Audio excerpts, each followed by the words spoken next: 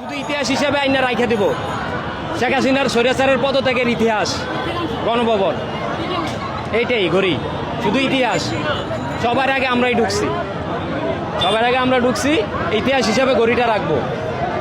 আমাদের এই ছাত্র আন্দোলনের সফল ইতিহাস হিসাবে এটাকে রেখে দেব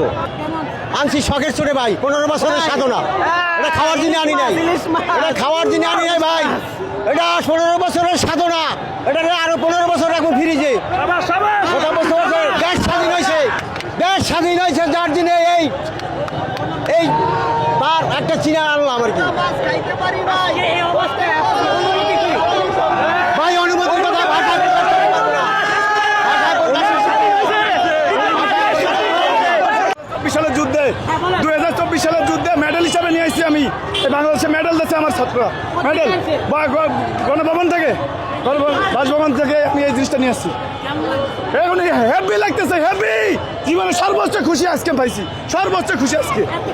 এত খুশি স্বৈরাচার দেশ থেকে বলাইছে খুনি হাসিনা দেশ থেকে বলাইছে এই কারণে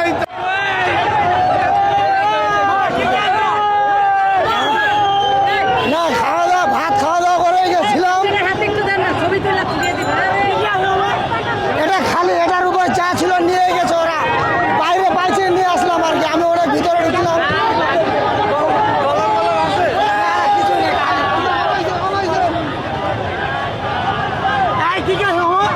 শেখ হাসিনার গদি আরে সব বাইঙ্কার থেকে আগুন বাগুন ধরাই দিছে গণভবন থেকে আনেছি এই যে যেটি দেখতেছে আমার তো ভীষণ ভালো লাগতেছে